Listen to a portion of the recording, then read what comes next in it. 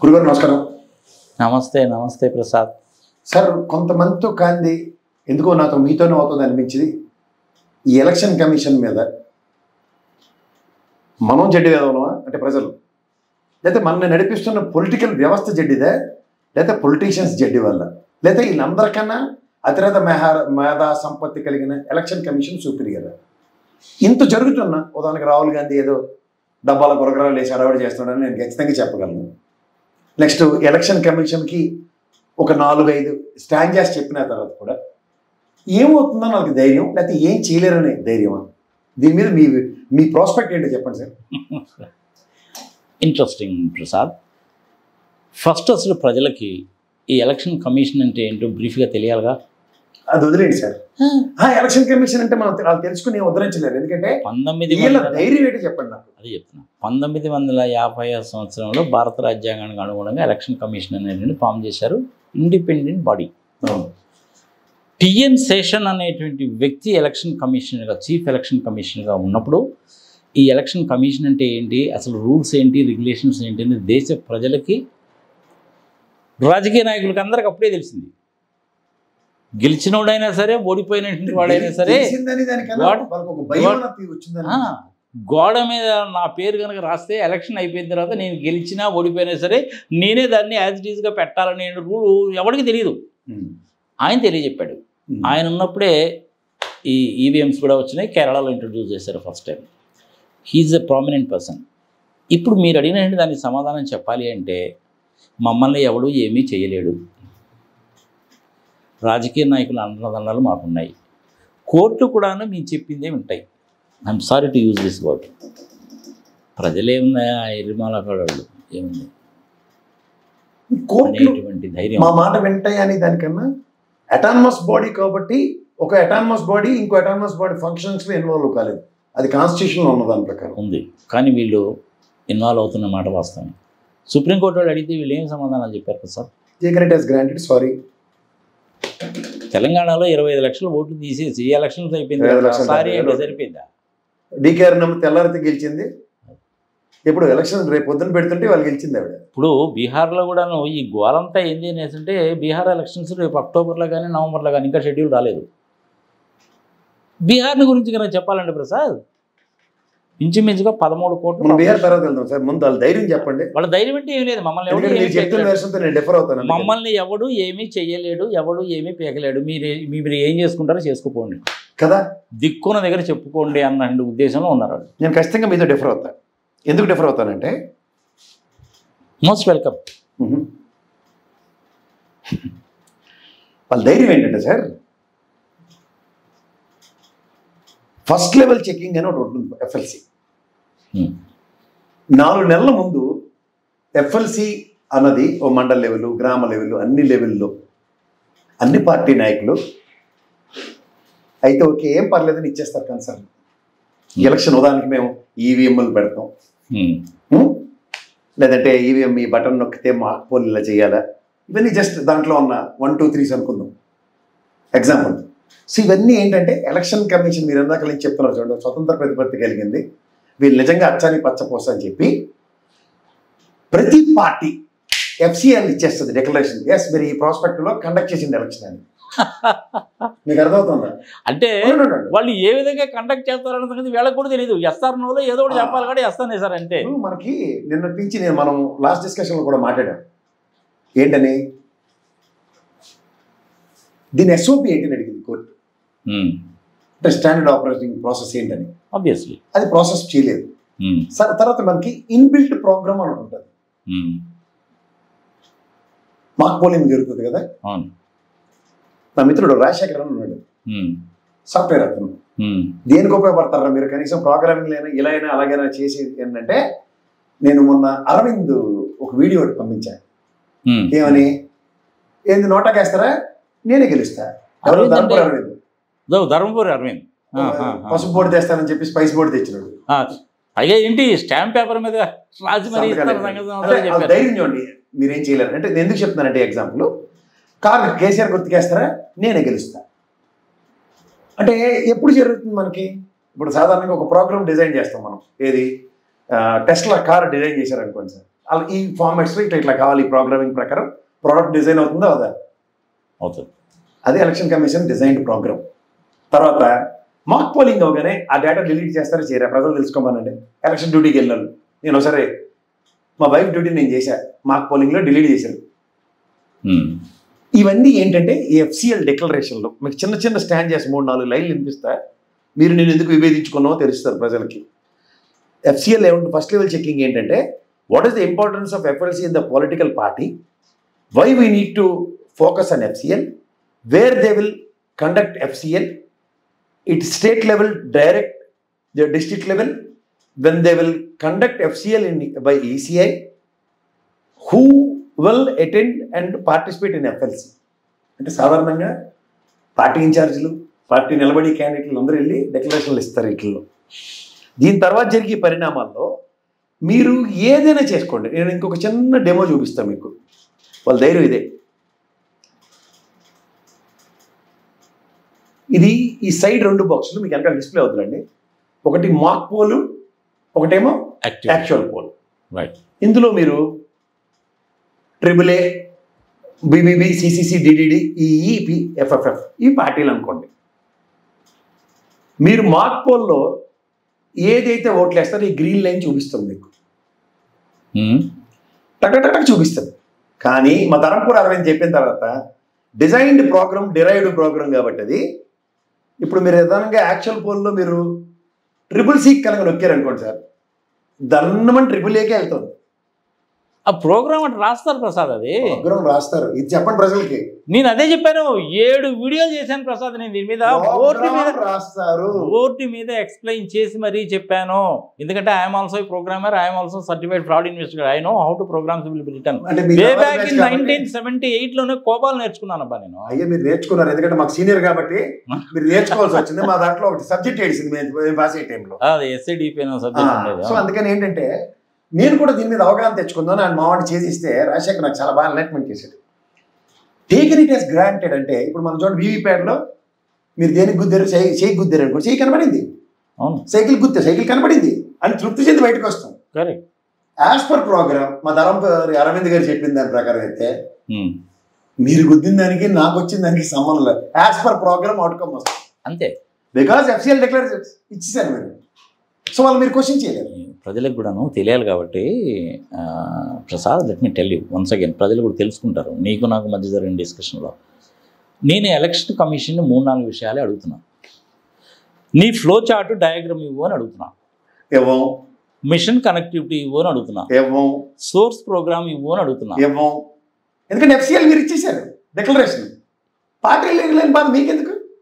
ఇప్పుడు పార్టీలు వెళ్ళి మీరు కోర్టుకి ఓటు వేస్తున్నటువంటి సిటిజన్ నేను. వాళ్ళంటే బుద్ధి తక్కువ ముండాడుగులు సంతకం పెట్టి ఇచ్చారేమో, ఇచ్చేసారు. బట్ ఓటు వేసింది నేను కదా. జవాబుదారీతనం వరకు ప్రజలకు కాదు కదా ఎలక్షన్ కమిషన్. పార్టీలకి ఎలక్షన్ అయితే డిక్లేర్ చేసి కలెక్టర్ గారు త్రూగా ఆలకిస్తున్నారు. ఆయన కూడా ఎవరు? Returning officer. ఆయనే కదా. ఏం ఎలక్షన్ స్వామి, నాకు అర్థం కదా. అది ఎలక్షన్లు అంటే ఇట్లనే ఉండేది. ప్రజాస్వామ్యంలో ఉన్నామా మనము, డిక్టేటర్షిప్లో ఉన్నామా, ఏ రకమైన దాంట్లో ఉన్నాం? FCL నీ దిక్కుమాలిన FCL నువ్వు సంగతి సంబంధం ఇది ఎట్లా ఉంటుందంటే ఇది నేను ఒక విషయం చెప్తాను. ఒక చిట్ ఫండ్ కంపెనీ వాడు వచ్చి మాయ మాటలన్నీ చెప్పి నువ్వు సొంతకం పెట్టి 3 చోట్ల అంటే పెట్టేస్తావు, లోపల ఏమన్నా నువ్వు చదువుకోవు. ఒక ఇన్సూరెన్స్ కంపెనీ వాడు హెల్త్ ఇన్సూరెన్స్ కానివ్వండి ఇంకోటి కానీ ఒక 30 పేజీలు డాక్యుమెంట్ చేస్తే ఇక్కడ సొంతకాలు పెట్టండి అంటే పెడతావు, లోపల ఏమన్నా నువ్వు చదువుకోవు. అదే మన ఇన్కమ్ ట్యాక్స్ డిపార్ట్మెంట్లో కూడా అదే జరిగింది. ఫర్ ఇన్ఫర్మేషన్ తెలుసునా సార్. ఈ ఆన్లైన్ అనేటువంటిది ఏది కమిషన్ లెవెల్ దగ్గర కానీ ఎక్కడికైనా సరే ఆన్లైన్ అసెస్మెంట్స్ అనే దాని దగ్గర కూడాను ఫామ్ పంపించారు.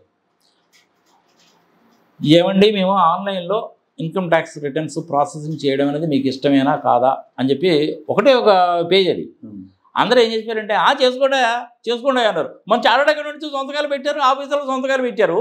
ఇప్పుడేమో ఆన్లైన్లో ఎవ్రీథింగ్ అది మన సాగుకు వచ్చింది. ఇన్కమ్ ట్యాక్స్ డిపార్ట్మెంట్ వాళ్ళు ఇబ్బంది పడుతున్నారు, మనం ఇబ్బంది పడుతున్నాం. అందుకనే ఇప్పుడు ఎలక్షన్ కమిషన్ కూడా అదే అయిపోయింది. FLC ఏదైతే మన పార్టీ నాయకులు వెళ్ళి వీరోచితంగా సంతకాలు ఎట్టొస్తున్నారో ఎమ్మెల్యేలు ఆ లెవెల్లో వాళ్ళ సాగు వాళ్ళే కోరి తెచ్చుకుంటున్నారు. మరి అంతేగా. జవాబుదారీతనం లేని ఎలక్షన్ కమిషన్కి మార్గం సుగమం చేసింది దానిలే. ఇప్పుడు రేపు పొద్దున ఎలక్షన్లో కనుక FLC ఇన్సిస్ట్ చేశారనుకోండి, అంటే మీరు ఇందాక నేను చెప్తున్నా 4 క్వశ్చన్లు ఏమన్నారు? స్టాండర్డ్ ఆపరేటింగ్ ప్రొసీజర్ ఏంటి, దాంట్లో డేటా ఎలా ఉంది, వీటి పోస్ట్ మార్టం కనుక మొదలెడితే అది ఈసీఎల్ మిషన్ అయినా బెల్ మిషన్ అయినా ఎఫ్ఎల్సీలోనే తేలిపోద్ది. ఈజీగా తెలిపోద్ది. నేను అందుకనే ఛాలెంజ్ చేసి అడుగుతున్నాను ప్రసాద్, నువ్వు నాకు సోర్స్ కోడ్ ఇవ్వు, హాఫ్ అన్ అవర్లో నేను డీకోడ్ చేసి ఇది ఎలా ఫంక్షన్ చేయడం లేదు, ఎలా ఫంక్షన్ చేయాలని నేను చెప్తానంటున్నా. మేము చెప్తాం మీకు. ఆల్రెడీ అరే గట్టిగా అడిగినటువంటి వాళ్ళేమో టుకుడే గ్యాంగ్ అంటివి, చోటే మోటే గ్యాంగ్ అంటివి, దేశ ద్రోహి అంటివి, అర్బన్ నక్సలైట్ అంటివి, రూరల్ మావోయిస్ట్ అంటివి. మనం కానీ ఎఫ్ఎల్సీ డిక్లేర్ చేసి ఇచ్చిన ఎమ్మెల్యేలందరూ ఓడిపోయినా గెలిచినా వాళ్ళు అచ్చని పచ్చపోతుంది. ఎంతమంది ఉన్నారా దేశం మొత్తం మీద? తిప్పి కొడితే 4123 మంది, 4, 1, 2, 3 ఎమ్మెల్యేలు, ఎమ్మెల్సీలు, ఎంపీలు, రాజ్యసభ మెంబర్స్ అందరు కలిపి ఇదే లెక్క కదా. వాళ్ళే మన శాసించేవాళ్ళు. అరే ఓట్లు వేసేదేమో 97 కోట్ల మంది, 140 కోట్ల మందిలో 97 కోట్ల మందికి ఓటు హక్కు ఉంది. అందులో ఎలక్షన్ కమిషన్కి మరి నేను అంటే ఎలక్షన్ కమిషన్ అందరితో మాట్లాడదు కదా సార్, మన ప్రతినిధితోనే మాట్లాడుతుంది. అలా చెప్పి సమాధానం అదే, నువ్వే సంతకం పెట్టావు. ఇందాక మీరు చూడండి, నువ్వే సంతకం పెట్టేమంటారు. సంతకం పెట్టేటప్పుడు చదువుకునేటువంటి టైం ఇవ్వడం లేదు, చదువుకోవాలని ఇంట్రెస్ట్ వాడికి లేదు. ఇది ప్రాబ్లం. దీని మూలంగా ఏమవుతుంది? ప్రజలు ఇబ్బంది పడుతున్నారు. ఇప్పటికైనా సరే ప్రజలు తెలుసుకోవాలి. ఇది ప్రజాస్వామ్యంలో ప్రజలు ఓన్లీ ఓటు రోజు చొక్కెట్టించుకోవడానికే, అంతే, బటన్ నొక్కడానికి. తర్వాత మీరు ఎందుకు పనికిరాని వాళ్ళు, మీకు జవాబుదారీతనం లేని వ్యవస్థలు ఉన్నాయి. మీ ప్రతినిధులకి జవాబుదారీతనం ఇస్తే వాళ్ళు తిరిగి అడిగినా ఈ ఎఫ్ఎల్సీ ధర్మం అని ప్రాథమిక హక్కే కోల్పోతుంది. అరే నిన్న ఆయన మీటింగ్ పెట్టి అంత సొల్లు తప్ప ఇంకేం లేదు స్వామి. అందులో వీళ్ళు అంటారు పైగా మేము రేపు పార్లమెంట్లో ఇంపీచ్మెంట్కి మోషన్ మూవ్ చేస్తా ఉంటాడు. ఇంపీచ్మెంట్ ఎట చేస్తావు నువ్వు? Absolutely impossible. అది వీళ్ళు చేయలేదు, గెలవరు. ఏదో పెట్టామని అనిపించుకోవడం తప్ప ఇంకేం లేదు. దీనికి పరిష్కార మార్గం ఒకటే Prasad. Let me tell you very frankly, village level దగ్గర నుంచి కూడాను ప్రజలలో చైతన్యం వస్తే కానీ ఈ ప్రాబ్లంకి సొల్యూషన్ ఉండదు. ప్రజలకు చైతన్యం వచ్చాను కాదు, ప్రజా ప్రతినిధులుగా నిలబడుతున్నాడు చైతన్యం రావాలి. విలేజ్ లెవెల్ నుంచి ఎఫ్ఎల్సీ ఉంది, వాళ్ళకి అస్సలు రాదంటుంటే వాళ్ళకి ఎందుకు చెప్తున్నా, వాళ్ళకి రాదు చైతన్యం. వాళ్ళకి చైతన్యం రానప్పుడు మనం చైతన్యం తెప్పించాలి, ఉద్యమాల రూపంలో చేయాలి. అది మహాత్మా గాంధీ రూపంలో చేస్తావా, అల్లూరు సీతారామరాజు రూపంలో చేస్తావా, దట్ ఇస్ ద డిఫరెంట్. అదంతా అక్కర్లేదు. ఇందులో ప్రజలకు సంబంధం లేదు. ఓన్లీ పార్టీ అధినేతలకి, ఎమ్మెల్యేలుగా నిలబడే వాళ్ళకి మాత్రమే ఈ వీడియో అంకితం. అంతే, పోనీ అలా అనుకుందాం. అంతే. నాకు ప్రజలతో ఏమో సార్, ప్రజలు బటన్ నొక్కమంటే నొక్కుతారు, బ్యాలెట్ పేపర్లో మడత వేయమంటే వేస్తారు. అదేందండి నాకు అర్థం కదా. అది ఆధార్ కార్డు పనికిరాదట, పాస్పోర్ట్ కావాలట, పాన్ కార్డు కావాలట, డ్రైవింగ్ లైసెన్స్ కావాలట. బుద్ధి జ్ఞానం ఉందా ప్రసాద్? నిజంగా అనకూడదు కానీ మనం బుద్ధి జ్ఞానం ఉందా చెప్పండి. బుర్ర తలకాయలో ఉన్నాడు ఎవడని అంటాడా? ఆధార్ కార్డు అనేటువంటిది అన్ని చోట్ల వ్యాలిడ్. అది పాస్పోర్ట్ అనేది ఎంతమందికి ఉంటుందా? దేశంలో పాస్పోర్ట్ కలిగిన వాళ్ళు ఎంతమంది ఉన్నారు? పర్సంటేజ్ గవర్నమెంట్ ఆఫ్ ఇండియాకి తెలుసా? ఇప్పటికి కూడా తెలియదు. నేను మాట చెప్తా సార్, మీరు ఏమన్నానండి, మీరు చెప్పినవన్నీ గవర్నమెంట్ అథెంటికేటివ్గా మాకు ఇచ్చేవి. ఒక పాన్ కార్డు కానీ, లేదంటే ఒక మీరు చెప్పిన పాస్పోర్ట్ కానీ, లేదంటే దాన్ని ఏమంటారు డ్రైవింగ్ లైసెన్స్ కానీ, ఇది ఆల్ సెక్యూర్డ్ ప్రాపర్టీ అథారిటీస్ ఇస్తాయి. ఈ ఆధార్ కార్డు ఎవడో టపాచిపోతే కానీ ప్రైవేట్ ఏజెన్సీ ఇచ్చి చేసి దరిద్రాన్ని పెద్దానికి లింకప్ చేసి మన డేటాను మనం వదులుకోవడానికి మనం సుగమం చేస్తాం. మరి ఇంకా అట్టాడు మరి చైనా వాడు డేటా దొబ్బేశాడు, ఎలాన్ మస్క్ దొబ్బేశాడు అంటే దొబ్బేరా? మరి ఖచ్చితంగా మనమే ఇస్తున్నాం. ఎలాన్ మస్క్ పేరులో ఉన్న ఆధార్ గ్రూప్ వాడికి మనం ఎలా పెడుతున్నాం డేటా. ఎలాన్ మస్క్ లాంటి వాడు భారతదేశంలో ఎన్నికలు సజావుగా జరగలేదు అని అంటే అతను విదేశస్తుడు కాబట్టి అతను అంటాడు. కానీ వాళ్ళకి మనం అవకాశం ఇవ్వకూడదు. వాళ్ళకి అవకాశం ఇచ్చింది ఎవరు? ఈ 4, 1, 2, 3 వీళ్ళే ఇచ్చారు. మీకు ఇంకో మాట చెప్పనా, మీలాంటోడు మా చింతా రాజశేఖర్ లాంటి లబోదీపంలో బతుకుంటాడు అంటున్నాడా? అరే నిన్న అర్బన్ నక్సలైట్ అంటుంటారు కదా, అలా ఆయన ఎవరో మన ఓట్ ఫర్ డెమోక్రసీ వాళ్ళందరూ సుప్రీంకోర్టులో చెవులు గురువు తీశారు అండ్ ఎలక్షన్ కమిషన్ గురువు తీసి చెప్పారు. వాళ్ళు ఏమన్నారు? మిమ్మల్ని అన్నది వాళ్ళని అన్నారు. కానీ ప్రతి ప్రాబ్లంకి ఒక సొల్యూషన్ అంటూ ఉంటుంది కదా. మాట చెప్తున్నాను సార్, నా సెల్ఫ్ గోల్ నేను వేసుకుని నేను ఇవాళ ఫుట్బాల్ మ్యాచ్ నేను గెలాలంటే అవుతుందా? ఈ 4123 4, 1, 2, 3 మీరు చెప్పిన వాళ్ళు చైతన్యవంతులై ఎఫ్ఎల్సి అన్న దగ్గర ద స్టాండర్డ్ ఆపరేటింగ్ సిస్టమ్ ఎస్ఓపిని కూడా ప్రూవ్ చేయలేని గౌరవ న్యాయస్థానం ముందు నిలబడిన ఎలక్షన్ కమిషన్కి మీరు ఇచ్చే ఎఫ్ఎల్సి ఎంత డేంజరస్గా పరిణమిస్తుందో ఇవాళ వాళ్ళు టేకెన్ యూ యాజ్ గ్రాంటెడ్. మామూలుగా నువ్వు ఎందుకు గెలిచావో తెలియదు, ఎందుకు ఓడిపోయావో నీకే తెలియదు. అంతే కదా మరి. అరే వీవీప్యాట్లు కూడా నేను లెక్క పెట్టినంటే ఎట్టాయా అర్థం కాదు. లచ్చికి చీటి సంతకు గాజులు శాంతం తెలుసు కదా, ఆ దిక్కుమాల వీవీప్యాట్ స్లిప్పులు లెక్క పెట్టిన ఒకటే లెక్క పెట్టపోయిన ఒకటే. అసలు రాయాల్సినటువంటి చేయాల్సిన దరిద్ర పనులన్నీ నువ్వు ప్రోగ్రామింగ్లోనే చేసావుగా, నీకు రావాల్సిన విధంగా పెట్టి ఫస్ట్ 1 hour మాక్ పోలింగ్ ఇదిగో ఈ విధంగా పనిచేయి ఒక లైన్ రాశావు. ఈ 1 అవర్ అయిపోయిన తర్వాత ఇక మీదట ఈ విధంగా చెయ్యి అని చెప్పి రాసాము. పిచ్చముండ కంప్యూటర్కి ఏం తెలుసు, దానికి తెలిసింది 0, 1, 2 అవి 2 తెలుసు దానికి. వాడు దాని ప్రకారం చేస్తుంది. ప్రోగ్రామ్లో రాసామని అడగండి, అవును అన్నాడు అనుకోండి, ఆ మిషన్ తీసుకెళ్ళి బంగాళాఖాతం కలపండి. ప్రోగ్రామ్ ఇప్పుడు BEL వాళ్ళను ECIL వాళ్ళు మిషన్ తయారు చేశారు, అది M3 వర్షన్. అది సరే మోడిఫికేషన్స్ అనేది వస్తూ ఉంటాయి, టెక్నాలజీ కాదన్నాను. BEL బోర్డ్ ఆఫ్ డైరెక్టర్స్ని 4 మార్చారు లాస్ట్ టైం జనరల్ ఎలక్షన్స్కి ముందు. ఇప్పుడు ఆయన ఒక ఎమ్మెల్యే, ఇంకా అది విచిత్రం. కర్నూలు అయినా ఎమ్మెల్యే. ప్రోగ్రామ్ రాయడం అనేది పెద్ద కష్టమైన పని అనుకున్నామైంది. ప్రోగ్రామ్ రాయడం అనేది గంట కంటే ఎక్కువ పడదు, టెస్ట్ చేయడానికి 2 గంటలు పడుతుంది, మ్యాక్సిమం 3 గంటల పని. దానికి కొన్ని 100 కోట్ల రూపాయలు వీళ్ళు ఖర్చు పెట్టుంటారు. అసలు 60 లక్షల మిషన్లా 40 లక్షల మిషన్లా ఇంతవరకు తేలలేదు కదబ్బా. అందులో వెస్ట్ బెంగాల్ మిషన్ లేదు, అవే డిసైడింగ్ ఫ్యాక్టర్ చేయాలిగా. ఈ విధంగా భారతదేశంలో ఎలక్షన్లు జరిగితే రేపు ప్రపంచం ముందు అందరూ తలదించుకోవాలి. ఆల్రెడీ పరువు పోయింది. దానికి సూటు బూట్ వేసి పట్టుకెళ్ళి విదేశీ యంత్రాంగాన్ని సమాయత్తం చేసే నేపథ్యం ఉంది మన దగ్గర. ఎంత చేసినా కానీ ఇది మటుకు రియల్లీ టూ మచ్ ప్రసాద్. అంటే టూ మచ్ అని మీరు అంటున్నారు కానీ సార్, ఇక్కడ మీకు చెప్తున్నాను కదా, మన చేత్తో మన ఇల్లు మనమే తగలెట్టుకుని దీన్ని బయట వచ్చి సరదిద్దాలి, లేదంటే దీనికి ప్రక్షాళన జరగాలన్నది చాలా తప్పు అని చెప్తాను. నేను ఇంకొక మాట కూడా చెప్తాను, మరి మీకు ఇష్టం ఉండొచ్చు లేకపోవచ్చు.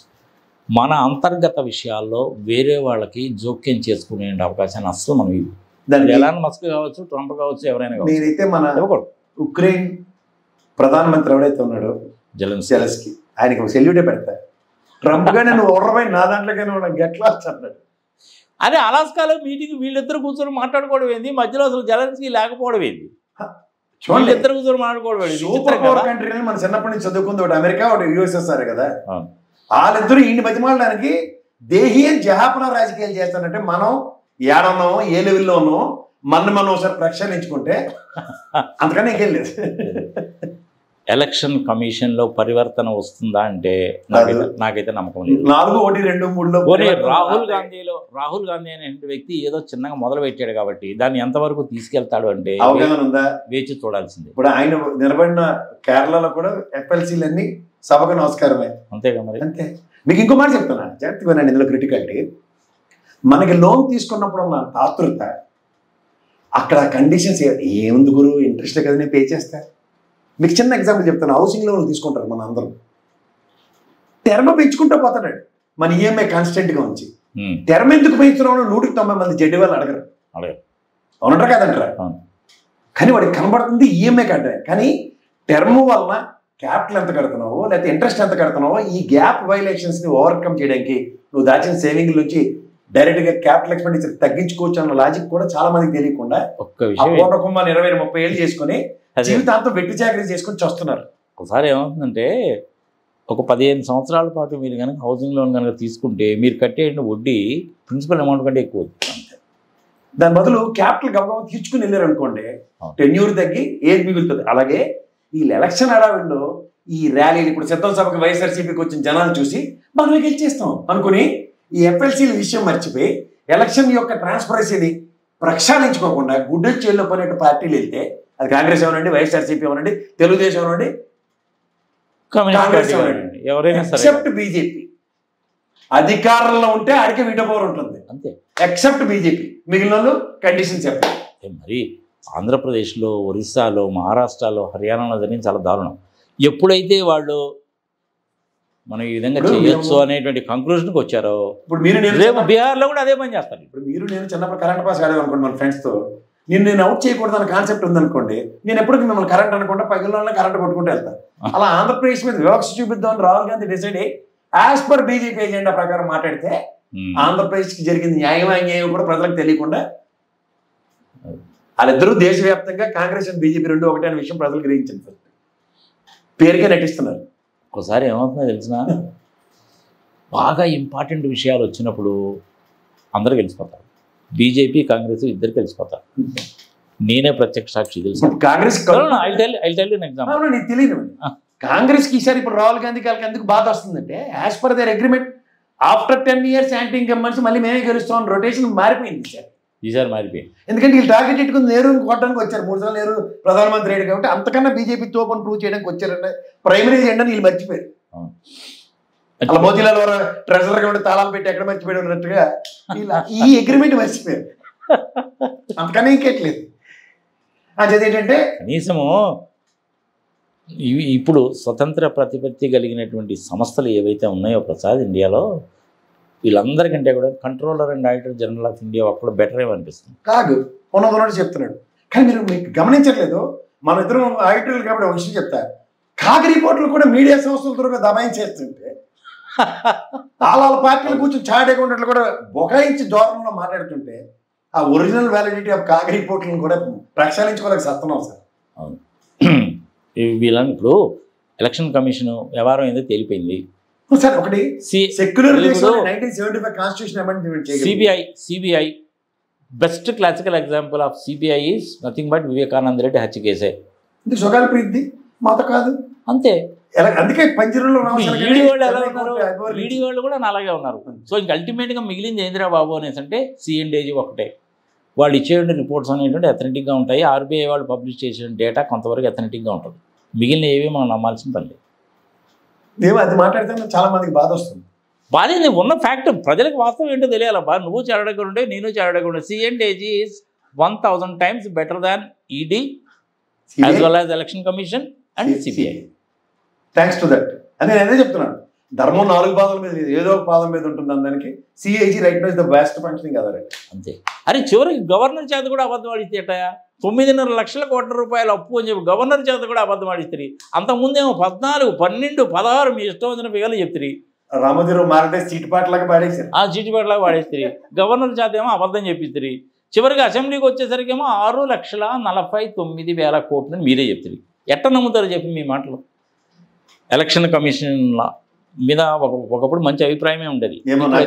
ఇప్పుడు అది పోయింది, అన్నిటి మీద పోయింది.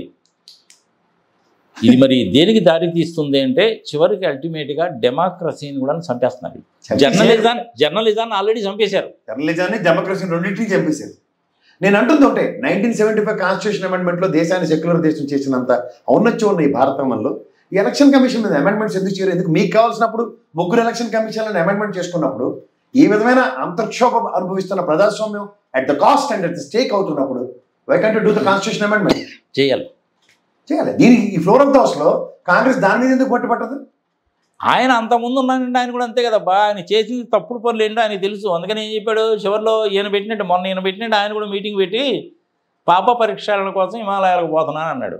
మరి ఈయన కూడా అదే చేస్తాడు. అదే చెప్పేసి వెళ్ళిపోతాడు. చాలా అందరిలో మా తెలివైన అయినా కానీ మన Andhra Pradesh election commissioner forgot his name, doctor Meena, 25 సంవత్సరాల ఎక్స్పీరియన్స్ ఉన్నటువంటి వాడికి బర్న్ట్ అనేదానికి మీనింగ్ తెలియదండి. ఆ బర్న్ట్ అనేదానికి ముందు ఏముంది, తర్వాత ఏముంది చదువు కూడా. ఇట్లాంటి వాళ్ళ ఐఏఎస్ ఆఫీసర్ల కింద ఎట్లా సెలెక్ట్ చేస్తారు? నాకు అర్థం కాదు. అది చిన్నప్పుడు మన అమ్మ తిడుతుంది, ఎందులో పడి తగలడు సావని. అదే దాని అర్థం మన అమ్మ మన మీద కిరసన వేసుకుని అంటించుకోమని కాదు కదా. అలా అర్థం చేసుకున్నాడు అంటే మహనీయుడు అని అర్థం. వాళ్ళే మేధావులు అంటారు. అలా మేధావులో పాడు. అసలు యూపీఎస్సీ వాళ్ళు ఇట్లాంటి వాళ్ళని ఐఏఎస్ ఆఫీసర్ల కింద ఎట్లా సెలెక్ట్ చేస్తారు స్వామి? నాకు అర్థం కాదు. హిందీ ఆప్షన్ తీసుకుంటారు. హిందీ ఆప్షన్ తీసుకుంటారు. తేలిగ్గా ఉండే సబ్జెక్ట్ ఉంటాయి కదా, ఆర్కియాలజీ, సోషియాలజీ, పబ్లిక్ అడ్మినిస్ట్రేషన్, ఇట్లాంటివి తీసుకుంటారు, సెలెక్ట్ అయిపోతారు. మళ్ళీ రిజర్వేషన్లో కూడా తగలడ్డాయి. మరి ఆ మీనాకి రిజర్వేషన్లో వచ్చిందేమో తెలియదు. బర్న్ట్ అనేటువంటి పదాన్ని అంత దారుణంగా నువ్వు చేస్తే ఇట్లా అంత క్లియర్గా వాళ్ళు ఆర్డర్స్ ఇస్తే క్లియర్ అంటే చంద్రబాబు నాయుడు అడిగాడు కదా 50% వీవీప్యాట్లు లెక్క పెట్టాలని 2019లో ఆయన అడిగాడు.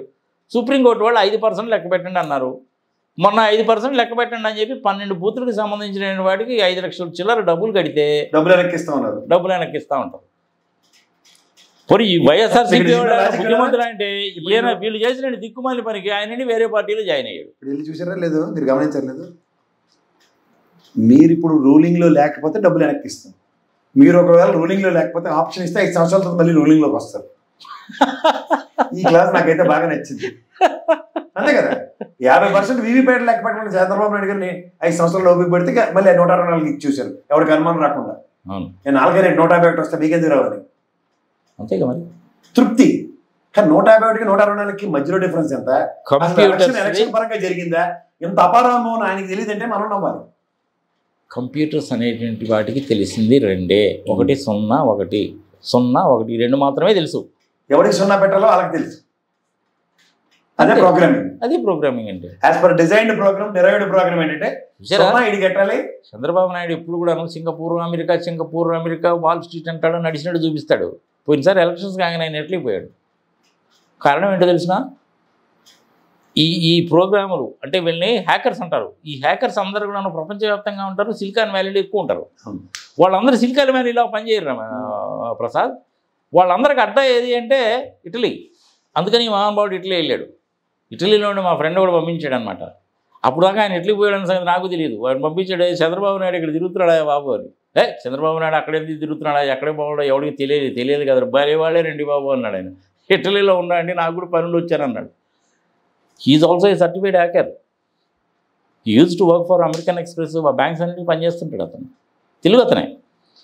అతను చెప్పినాక మనకి తెలియదు. అయితే ఈయన ఎప్పుడు సింగపూర్ అంటాడుగా, మరి ఎట్లా ఎందుకు పోయాడు? సింగపూర్లో అక్కడ ఒట్టిపోయిన గేదెలు ఉన్నాయి, ఇప్పుడు ఏం లేవు కాబట్టి. ప్రజలు ఇప్పటికైనా తెలుసుకోవాల్సింది ఒకటేనబ్బా. నేను అడుగుతుంది నాలుగు ఎవరు ప్రజలు తెలుసుకోవాలి. మన డిస్కషన్ 4, 1, 2, 3 నాకు ప్రజలతో సంబంధం లేదు. 4, 1, 2, 3 అంతే. ఈ ఫిగర్ ఏదో బాగానే ఉంది. ఇది అలా దేశం మొత్తం మీద మన నెత్తికి దాపరించిన మన ప్రతినిధులు ఇక్కడ మన మాట ఎవరు వినరు కాబట్టి ప్రజాప్రతినిధుల మాటలే వింటున్న ఈ వ్యవస్థలకి ఎఫ్ఎల్సి రూపంలో ముందే మమ్మల్ని ఈ విధంగా బాధండి అని డిక్లరేషన్ ఇచ్చిన ఎమ్మెల్యేలకి, ఎంపీలకి ఇట్స్ నథింగ్ బట్ ఏ చేతామని. ఇవాళ వాళ్ళకి, రేపు మీకు. దీన్ని మీరు ప్రక్షాళించుకోకపోతే ఎవరి చేతిలో ఏం లేదు, ఎవడు ఏమీ చేయలేడు, ఎవరేం చేయలేదు. ప్రపంచం మనల్ని చూసి నవ్వింది అని అన్నాగానే మనం ఏం బాధపడాల్సిన పని లేదు. ఎలాన్ మస్క్ గడ్ వస్తారు, ఎలాన్ టుస్కీ గడ్ కూడా వచ్చి మాట్లాడతారు. మరి అంతే. ఇప్పుడు ట్రంప్ అనలేదు, రేపు మన ఫైన్ మనీ ట్రంప్ అన్నా అంటాడు. భారతదేశంలో ఎలక్షన్స్ వండిస్తే ఎట దొరికితే మా తెలిసిన ప్రోగ్రామ్ రాసుకొని సెలెక్ట్ అవుతారంటే పరువు ఓడలా. అప్పుడు కూడా మోడీ గారు తలగా దించుకొని కూర్చోవలసిందే. మనలాంటి వాళ్ళు ఏమో ఏంటి, I'm sorry to use this word, Trump అంటే మీరు ఎట్ట ఊరుకుంటారండి మోడీ గారిని అంటే చివరికి మన మీద కేసులు పెడతారు వీళ్ళు. మేము ఉన్నాం కదా చెప్పడానికి, మీరు ఎవరు మాట్లాడడానికి అని. Last conclusion is nothing but జై జెలెన్స్కీ. జై జెలెన్స్కీ అంతే. Thank you sir. నమస్తే.